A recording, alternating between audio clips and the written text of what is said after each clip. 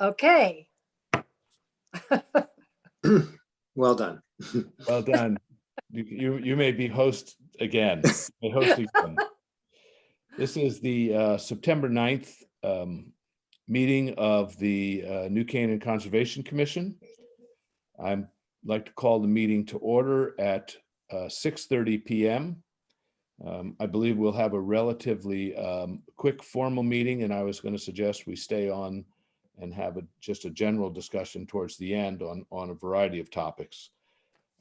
First order of business is the call the meeting to order and a roll call. And I can read out the roll call: Linda Andros, Marty McLaughlin, John Fusick, attending Newell Cotton, Pam Flim. I see a Kimmy Barnard on and Tiger Mann on. I hope that Susan Schweitzer joins us when she can. First order of business is to approve the meeting minutes from August 2nd. Do I have a motion to approve? I Motion to move approve. Thank you, John. second, Motion- the minutes of August 12th. Correct. Any discussion? All in favor of approving? Aye. Aye. Done. Great.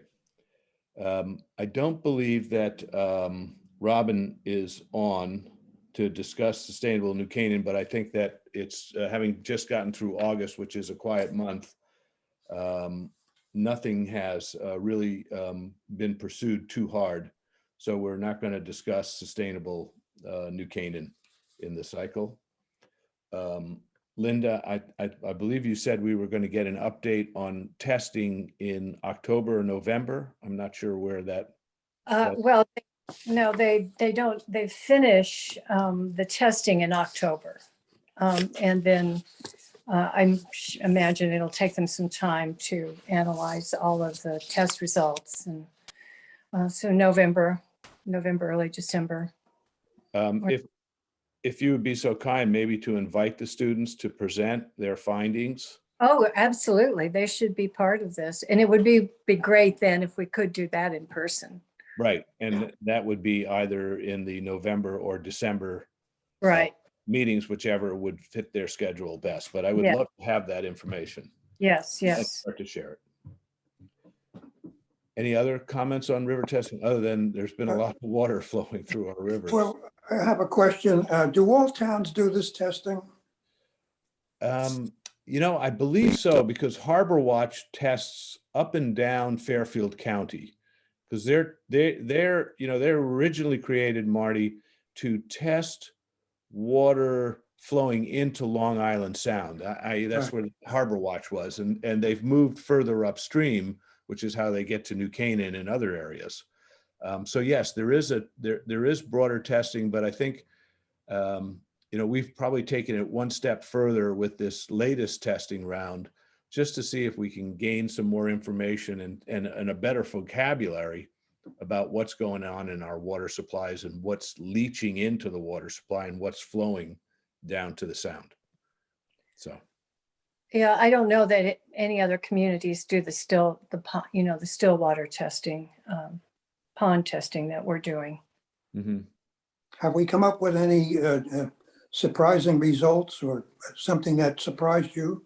No, they're not really, they really don't want to talk about it until because I've kind of pressed them on it, but they really don't, Dr. Crosby really wants to wait until all the results are in before they do any kind of analysis. And then she will have to work with the high school students on the report. So, no, we don't have anything so far. We have hypotheses or ideas, but we don't have any information just yet. Yeah. All right. Well, thanks, Linda, for following with that. I'm going to skip on the tree planting program and food scrap recycling. Tiger, I think, is continuing to get solar power data up on the town website, and I suspect that the solar generation numbers start to tail off as we head into the fall. I don't know whether we've completed a full year cycle on all our installations yet, Tiger, have we? Not a full year on all of our installations.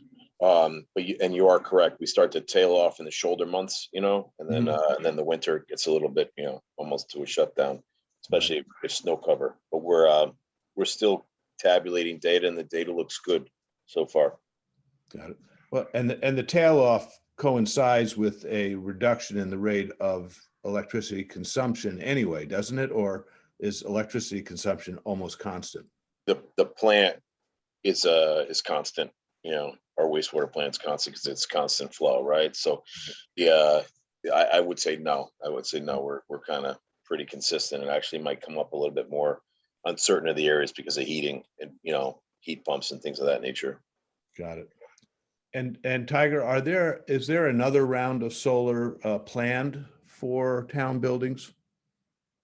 Yes, we're looking at a couple of different buildings now, more on the school side, high school specifically. And then we're looking at the Playhouse, which would hopefully feed the town hall annex.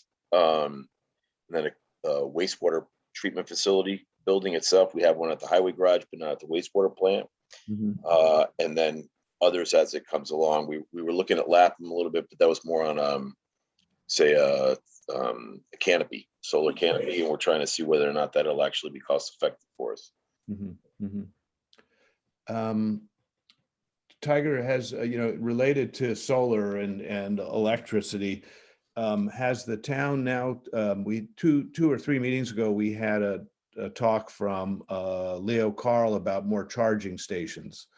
Has there been any further progress in identifying sites and opportunities for charging stations for electric vehicles? Yes, Leo and Joe Zagorinsky from my office have had several meetings with different, suppliers of either you would be looking at leasing, facilities or an outright purchase. And we're looking at upgrading at Morse Court, the town hall annex, which would actually be the town hall parking lot itself, Park Street, and a couple of other locations, as well as some at the schools to help the teachers that are traveling in from surrounding communities. And is it my understanding that these electric charging stations are metered? In other words, it's sort of like you put your credit card in and it juices you up and then you go? There are different options. There's the outright purchase that we would just buy the unit and then supply the electricity to someone who's utilizing it, or we could buy the unit and then have it metered for that, charge a different rate depending upon who you are and how long you're going to be there. I could charge a rate for charging a municipal vehicle versus charging a private vehicle, things of that nature, or then just strictly having it in a parking lot. You come in, zip your credit card, and that would be, in essence, we'd lease the supplier would lease the parking space from us, and then charge the user. And at that point in time, it gets into the moment your vehicle's charged, they look to get you out to get the next person in, right? So there's actually, if you stay too long, they start to charge you for time in the space. Right. We're analyzing each option and seeing what would work best for us, and what our overall philosophy wants to be, right? Are we there to make money, or are we there to provide charging stations to then provide the opportunity for people to come into town and visit the town and have a way to get back home? So there's the committee itself is still formulating its opinion on our overall philosophy. Got it. That's the police committee or the parking committee? There's a subcommittee of the parking, and some from TDAC and from planning and zoning. There's 3 or 4 individuals working together to come forward with a proposal and a plan. Got it. And is the town scheduling an increase or a targeted percentage of its fleet to be electric by any certain period of time or anything like that? Or are we just we're going to just evolve? We don't have a targeted date as to what we would like to see turnover. The majority of our fleet is either emergency vehicles for police and fire, or for Public Works, we are looking to turn over our land use departments to building, inland wetlands, planning and zoning, health, those vehicles. We submitted a grant proposal for was a mitigation and air quality, congestion mitigation and air quality grant. The DOT denied the grant. It was through Westcog, denied the grant. We were sistering it with Stanford and another Fairfield County town. That got denied, but we were looking at 4 vehicles and 6 charging stations. And as we turn over our fleet, we'll be looking to change specifically those vehicles and then looking towards others and whether or not it's suitable for the police. I know other municipalities have started to do that. Our police department's looking at that. Mhm. And then on our public works side, we are looking at it, but there are power issues, as to whether or not they'll actually work when we need them to work and how long we need them to work for. So the jury's still out on that, Mhm. but we are looking at that. But we don't have a target date as to 10% of our fleet will be changing over at a certain time. Right. I like the idea of maybe some of our parks equipment and parks teams going electric.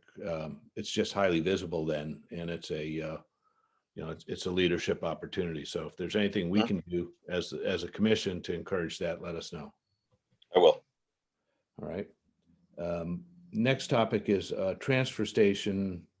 I've always written down a master plan concept discussion, but I am interested in where the thinking is evolving right now on the overall planning. And I know that it's a little bit like playing that game where you have to move blocks around in order to create space.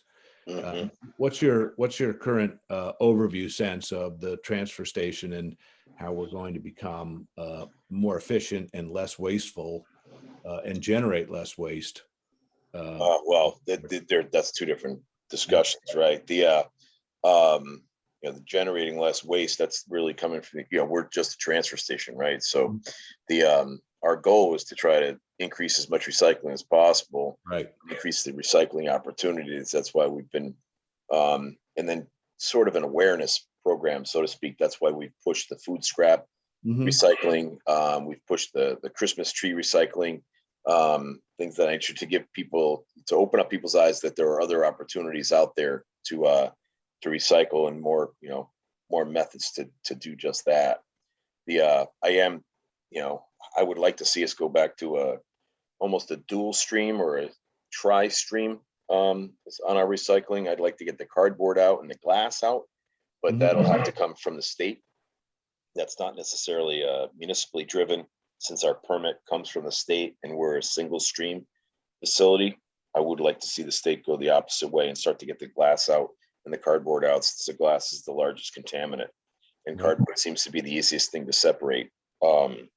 As far as the transfer station itself, in a perfect world, we would take down the 2 existing incinerators and put up a better salt storage facility.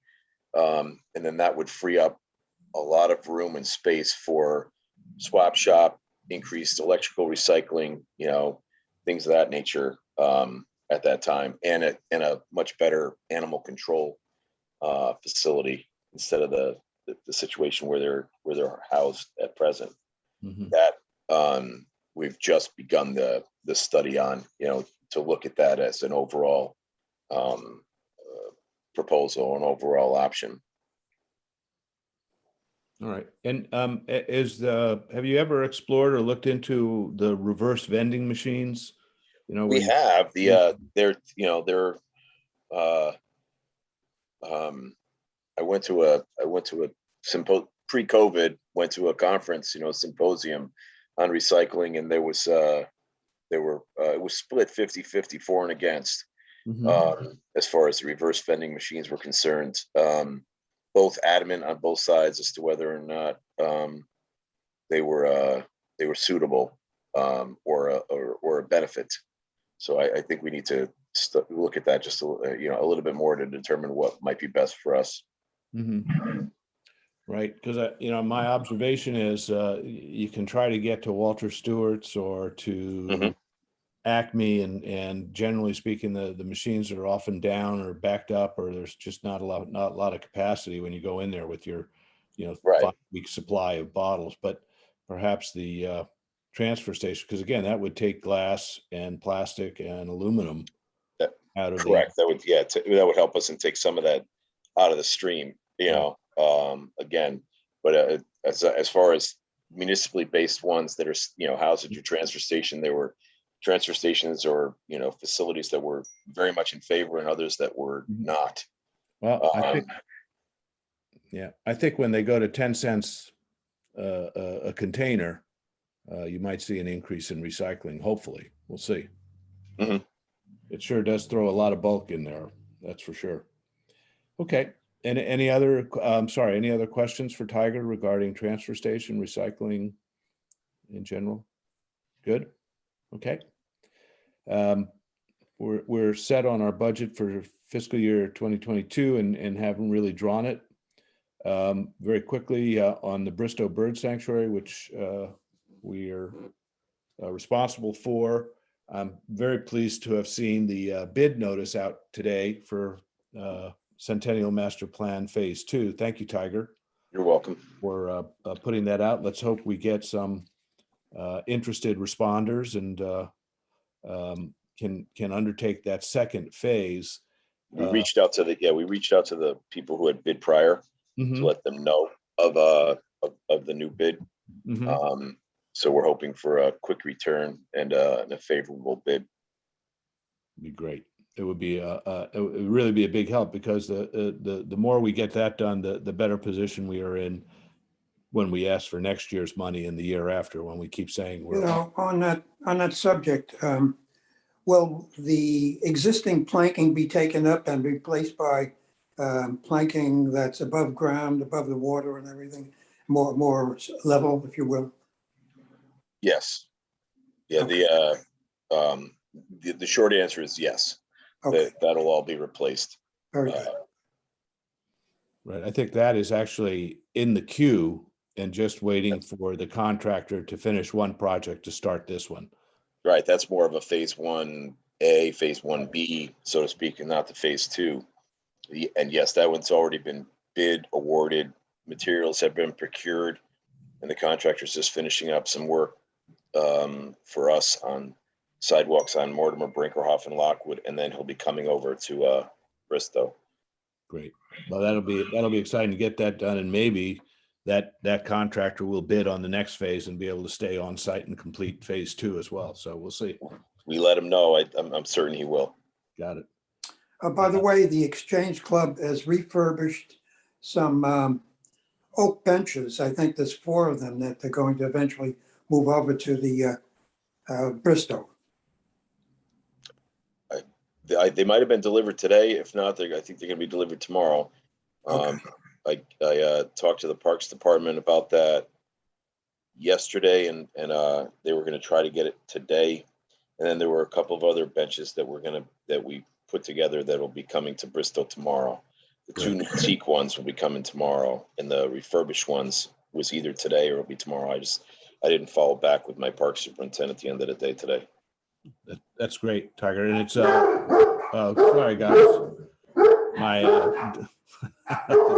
Henry, quiet. Oh boy. Hang on, I have to let Henry out to see his mom. Quiet.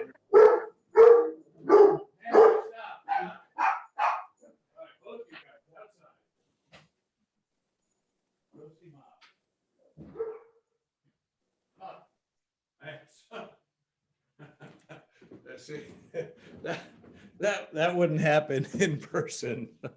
Yeah. Well, I don't know. You could bring him to the meeting.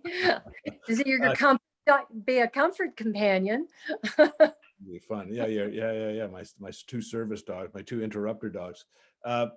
Marty, and I want to say thank you again to the Exchange Club for offering those benches. It's a great addition to the park, and it will really work well when we get the pavilion Right. organized and put in place. So it's wonderful. I think we're going to get about 6 benches now, so that might top us up at this point in the park. So great news there. And Tiger, again, thanks to you and your crew for helping assemble and bring them over. And I should say briefly that yesterday the Beautification League had their, I guess, annual coffee, and it was followed by a tour of Bristow. And many of them are very excited about the work that's being done there as well. So I don't know, Tiger, you were on that walk. I'm sure you were getting an earful from all the various requesters, but it's nice to see people wandering in there and enjoying themselves. I thought you did a fantastic job on the tour, and people were very happy, very excited about the work and what was proposed to happen. So I thought it was excellent. Yep. So we're generating awareness and enthusiasm, which is good news. Just quickly, the fernery is going to be installed with the help of Slobs on October 30th. A little bit of prep has to be done there. The Center Crossing Pavilion, which is funded, is going to be organized with the phase 2. The pad and the footings for the pavilion are being organized, and then separately, the pavilion is being ordered. That's with funds from the Exchange Club and the Anderson Family Foundation. There's a tree and bench being put in for Jim St. Clair. And then 2 other points of note. We did receive a $5,000 grant to improve the old perambulation wall. There's a section of the perambulation wall that's in the park that would allow us to reset that and put some signage up. And then another really good piece of news is that we received $45,000 of funding for the Bog Walkway, or the phase 3, where we wanted to put a raised walkway in towards the wetlands, which are closer to Mead Park, with a bird blind, or an area where you could sit in a blind. So the funds are there. We have to work a little bit on the timing of that and the design of the blind. But it was a very generous gift in that regard. So Where did the gift come from? It What came was the- also from the Anderson Family Foundation. Anderson, oh, okay. And I think what's required is we'll have to figure out where that walk, that's a phase 3 project. So one of the things I'm hoping for is that having gotten phase 2 out as of today for the bids, that we can encourage our architects to work on phase 3, which includes planning of that bog walkway and bird area, so that can be potentially rolled in or implemented relatively quickly with this additional funding and support, and then tied in with the next capital cycle. That's what I have on Bristow. I don't know if there are any other questions or observations on it. I have one final one, which is 3 people have stopped me and asked, when can we organize a volunteer day at Bristow? And I'm trying to figure out what's the best way to coordinate a group of volunteers and setting up a sign-up regime or something like that. This is sort of like where you wish you had an executive director working for you, kind of thing. And so, I'm better at projects. I'm less good at this whole maintenance side, but I recognize that people are anxious to contribute. And so if you all have any thoughts on how I could best go about organizing that, I'd appreciate it. And I'm hopeful that maybe one of the neighbors would like to be an organizing force. But like anything, there's enthusiasm, but it's hard to stay totally focused on it. It's another argument for increasing the size of the Conservation Commission or having some adjunct or additional positions. Any thoughts there at any point, just send them to me. So I'll move on to point 6. Could I say something on that? Sure, Marty. Yeah. Was there any more news on the bird disease that forced us to stop feeding birds? Yes, thank you for bringing that up. And it's nice that Newell is here and he can certainly speak to it. I'll let you go first, Newell, because probably you're paying more attention to it. Oh, hi, Chris. Thank you. Can you hear me all right? I've Yes. had some connectivity issues. So, yeah, that was a concern during the summer, certainly, and many of you probably saw the Connecticut Audubon's communications on that, taking down feeders. And I think it's been 2 or 3 weeks now. They've said feeders can go back up. Whatever it was that was occurring did make its way to Connecticut, but at very small numbers. And it was more of a mid-Atlantic occurrence around Washington, D.C., Virginia, Maryland.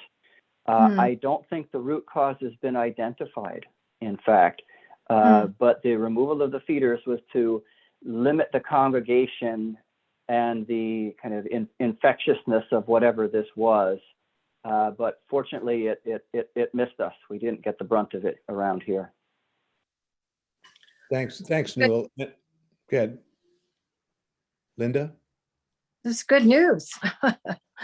Yeah. I agree. It's good news, and we have put back up, I guess, about 6 of the feeders, and we still have 4 of them not yet installed. And there we do have a slightly better group of volunteers who are restocking it. And I think what I want to do is make it a point that every 4 weeks we take the feeder down, rinse it out, clean it, and then reinstall it, and just show that as a good housekeeping step. And Be sterilized according to the Audubon study. Right. I think they say if you can put in a 7 or 10% bleach solution to spray it out with, that'll help sterilize it, and then once it dries, you can restock it. Yep, we'll be starting up the feeding stations and bringing in bird food. I believe our collection box has collected almost $600, so that'll go towards the 100 of it is from Marty, I think, but we'll go towards the acquisition and storage of bird seed on campus. So thank you for that question, Marty, and yet does seem to have made progress. Open space, and I really feel like this winter we need to work hard on the open space inventory and prioritization, which is really one of our fundamental roles as a Conservation Commission, and also identify how much we have, what is potential open space. And of course, I think that's going to focus very heavily on water company lands and the few remaining larger parcels that haven't been divided or subdivided. I've asked John Fusick to really take the lead on that, in part because of his land trust experience. And John was also able to complete several land trust acquisitions. So I think we're very fortunate to have John in that role. And given that he's engineering and quantitative, we might really benefit from his help. I don't know how much that will that'll help any of us, but yeah, happy to be involved and pretty excited to see what we can kind of identify as opportunities. Right, and this will be our way to really put our finger into the plan of conservation and development and make it a priority for the town, and make it our priority that the remaining open space be carefully looked at, and that the town becomes a true player when opportunities of good open space come up. So thanks, John. Sure. New business. I think we've agreed to postpone the leaf blower noise abatement follow-up discussion at Robin's request till October. Was that? Well, we can start discussing, but we were supposed to start drafting some kind of plan. And I think the first thing that we really came to was that we would form a team, and there were of interested parties like John Seal, who really raised the issue initially.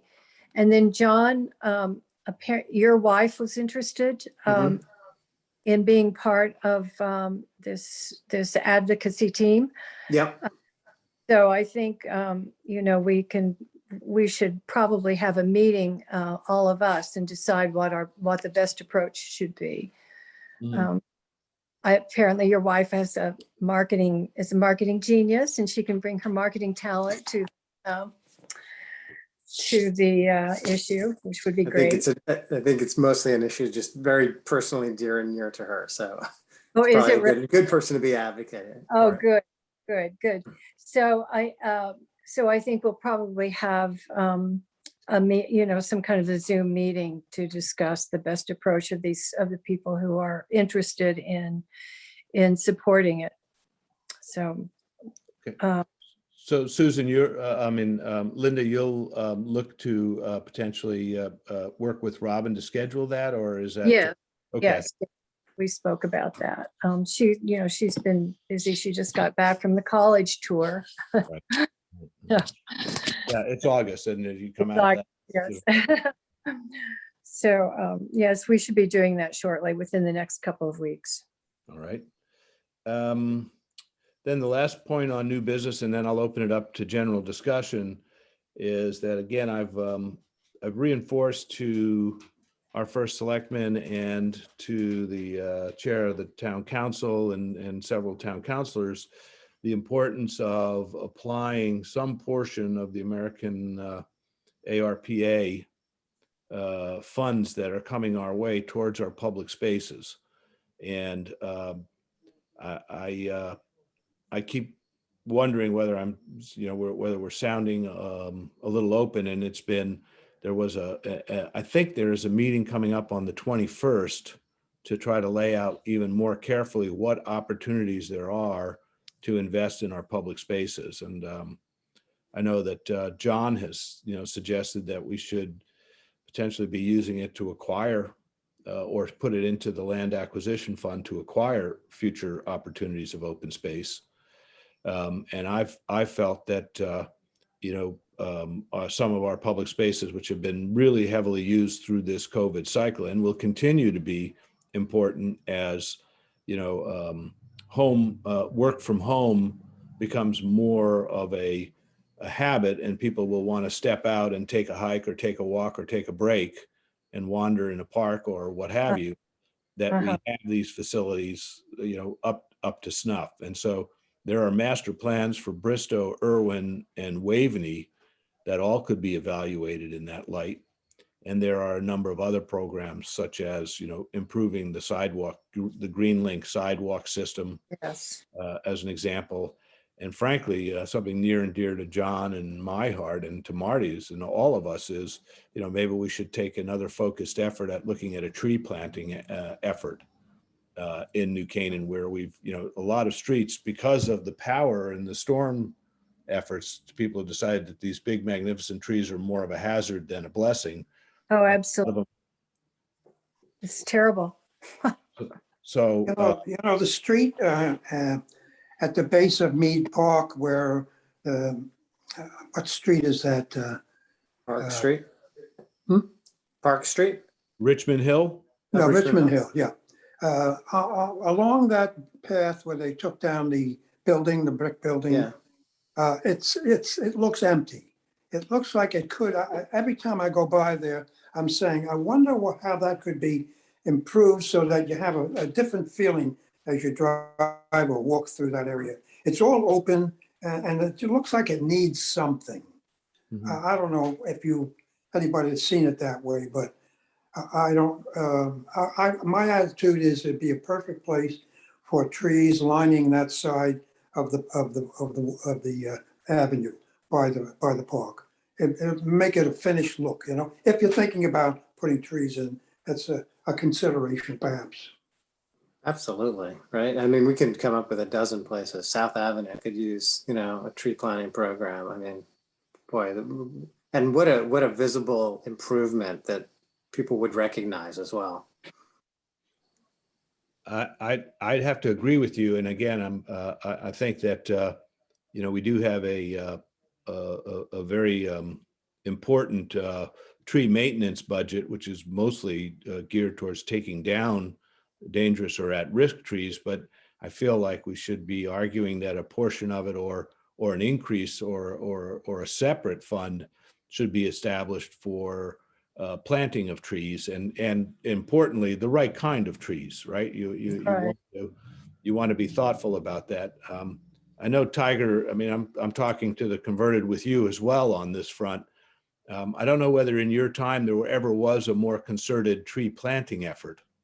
There was, we had for 1 year, we had $20,000 of capital money for tree planting, specifically tree planting. It lasted 1 year in the budget and then it was removed. Cost saving measure, I guess. Right.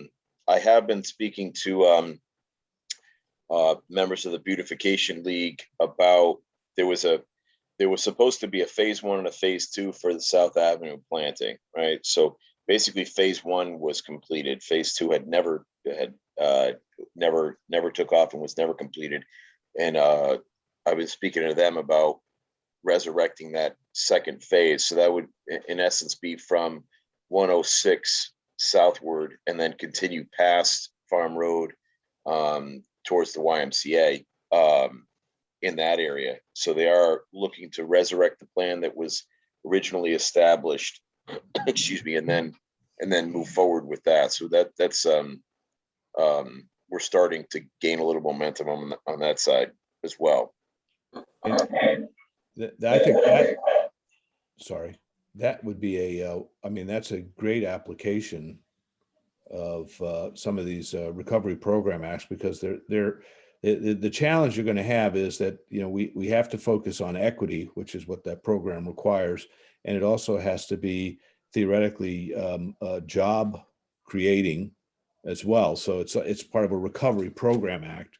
And it theoretically shouldn't be used, or, you know, I'm sure there's a way around it, to reduce taxes. It's not meant to be a tax reduction. It's meant to be a fill-up or an incremental, or what we in the business world we used to call it a bluebird. You know, you get this one-time benefit, and how do you want to apply it or use it in one manner or another? But I'm excited by that. I don't know, Tiger, whether you're having an opportunity to give input on how these funds might be applied yet. Yes, I have a separate meeting with the first selectman early next week for that specific task. Well, when it comes to it, you know, let's make sure we keep in mind all the conservation and sustainability efforts that can be brought on into our cycle. And I know that, you know, health and human benefits have to be a portion of this as well, but I kind of feel like if we could get 1/3 of it over towards public spaces and sustainability kind of programs, it would be wonderful. And sometimes with sustainability programs, you can get matching dollars. So there's really a way to leverage it. Yeah, we mentioned that in the past, Tim, and we'll mention that, Tim, next week Okay. as well. All right. And so that's what I have for new business. One item I did want to address, and Tiger, you have to, again, warn me on this one, but I know that several people liked the insert into the July tax mailer. And I'm wondering whether there are any plans as of this moment to do a second insert into the December tax mailer. We don't have any plans, but if there was something that, you know, that you felt was worthy, we could certainly look into that. That's no problem at all. I think I don't know if it goes to every, you know, it might not hit every single person. I don't know if everyone gets a secondary tax bill. I'd have to ask Roseanne that question. It might be only a subset of the you know, but if you came up with something, I certainly could push it forward. right. I think that you know, we're basically just free riding on the postage, and it's a chance to send a message. So I'd be happy for any suggestions on a message there. I've got a few ideas. I'm sure I could do something with Robin, and maybe it could be, you know, a discussion of pollinator pathways, for instance, or you know, tree planting, or, you know, good nature management. But I do like, you know, since it's an open channel and it seems to get to a lot of households, I do like taking advantage of that messaging opportunity. And if we can tie it in with the DPW, would be If it great. goes out in December, pollinator pathway is a little off season, you know, Yeah, at that I point. agree. I agree, but the other problem is if it goes out in July, it's too late. So we're either too early or too late in that cycle. Yeah, I know. You're right. There must be, there might be some topics we can put in there just to kind of keep getting onto people's radar screens of their, for their planning purposes and what have you. So it was just a thought, and I'll see whether there isn't an opportunity to create something, even if it's just a friendly message. And Tiger, if you could remind me, was that an expensive endeavor to print and insert? No, it was not. Yeah, I think it's pretty, Good. when you do those insert cards, the machinery that they have it's easier to insert a card than a folded letter. So it's a very efficient setup. In December, people use a lot of melting materials, salt or whatever. And sometimes that's a reminder that, that also affects the environment. That's a good point. I like that. But be thoughtful of salt, or if you're going to use salt substitutes. I think the town of Buchanan itself is moved towards different types of spreads, right, Tiger? Yes, we have some salt substitutes for certain areas, and then we have treated salt, which actually allows us to utilize less because it reduces salt scatter, increases the eutectic temperature range for the salt, so it gives it a broader range of usage, and then it basically allows it to adhere to the surface and stay where we place it. So Right. it doesn't, the moment it hits the ground, it doesn't scatter into the gutter. So we're able to put it on the center line and let it do its work in that regard. We calibrate our machines, we calibrate our trucks to the speeds that they're traveling, so that we utilize the least amount of material. And the best thing you can do is actually fight from the bottom up. So you pre-treat instead of post-treat, right? So if we put it on the ground, use before the snow comes, you use 3 times less salt than you would if you let the snow come and then treat it from the top. Interesting. There's different there's different techniques. We're trying to utilize everything we can to reduce the amount of salt. We've done a pretty good job of that. Yeah, it's fascinating, because I You know the know, Merritt Parkway does a spray. Go ahead. Uh, it's just- Tiger, the kind of information you just talked about would be news to a lot of people in town. Mhm. All the action that you do to avoid the problems that this brings about. And it might be a subject that people are interested in, and possibly it would urge them to do something themselves. That's fine. We can certainly, Yep. put something together. There's as to what our techniques are and what and what we've seen the best bang for, so to speak. Yeah, and I think if we did that, and maybe we just used it for a kind of a year-end message about solar in New Canaan, what you're doing in that area is a potential, just kind of a reminder to people about, why we as a town are taking steps to protect the environment, and we hope you do it as well. So, Mhm. okay. That's all I have on the agenda. If there are any other general topics that anyone would like to discuss, I did like to bring up the opportunity of maybe meeting in person in our October meeting, John, and I think we can do it in hybrid form or what have you. The boardroom by the First Selectman's office is now set up to operate in a hybrid fashion, so you can attend in person and then have somebody in by Zoom. I'd like to move that way, but I'll test with all of you your willingness to do that. I'm up for it. If you're the rule at the town hall is if you've gotten your double vaccination or your vaccination, you don't have to wear a mask. If you're unvaccinated, you do, and that's the only restriction. I'm with a group that does the hybrid thing regularly. Okay. Yeah. Okay. All right. Yeah, I'd say we give it a try and see how it goes, right? All right. Well, I'll get back to you, and once I know from all 5, we'll set something up.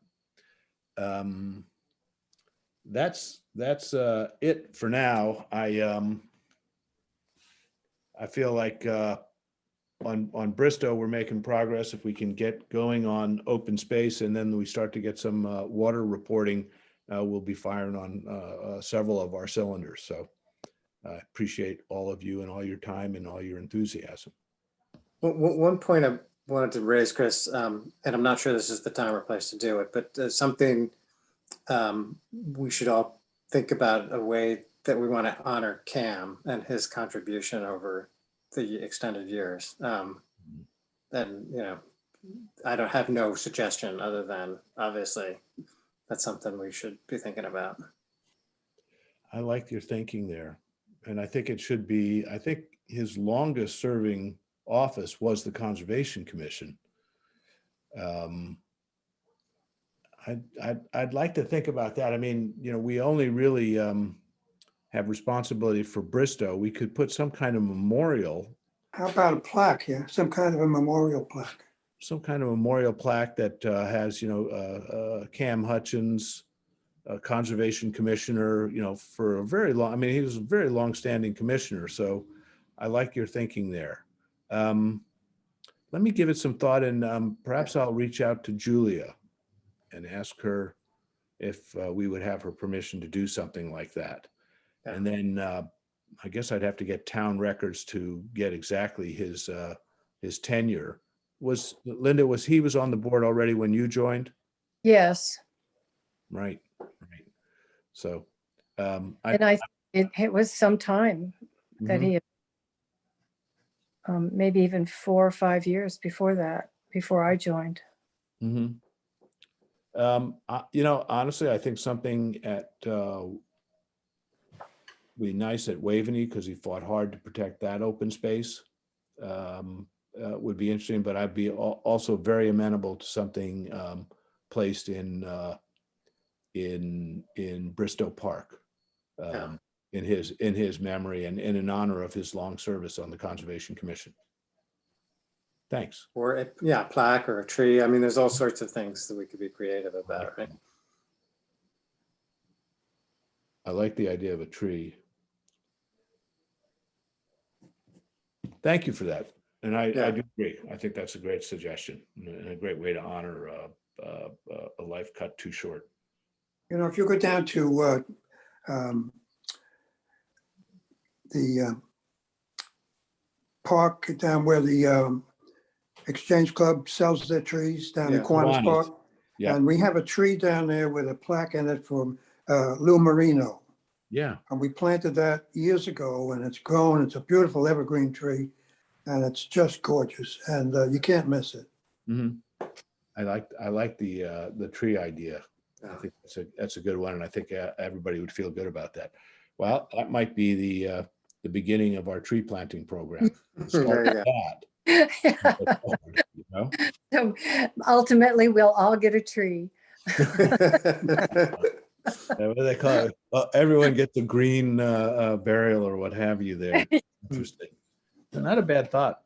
Plant a tree. Let's figure it out. Okay. Any other thoughts or comments, folks? Good meeting.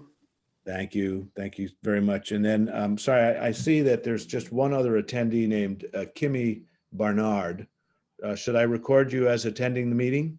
Yeah, sure. Hi, you guys. My name is Pat Barnard. I'm covering for New Canaanite for Mike Dinan. Oh, thank you. Thank Yeah. you. Thanks very Okay. much. I appreciate thanks a lot. it. Well, Sorry, I welcome didn't announce myself before earlier. Okay. And is Kimmy Barnard your, She's my daughter. She's in college, and for some reason, when I logged in Zoom, yeah, sorry. Yeah, sorry, and so what was your first name again? I apologize. Patrick Yeah. Barnard. Didn't expect Kimmy to be your Yeah. fake. No, Kimmy's a college student, so. Excellent. Patrick, thanks for joining us and listening in. And we're always interested in the New Canaanite and what it and the message it delivers for our town. So, My pleasure, and thank you. okay. All right, everybody. Have a lovely evening.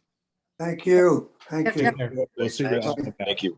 Bye-bye. We need a motion to adjourn. Sorry. I motion to adjourn. Thank you. Yeah. Second. Thank you. Take care, guys. Okay, bye. Bye-bye.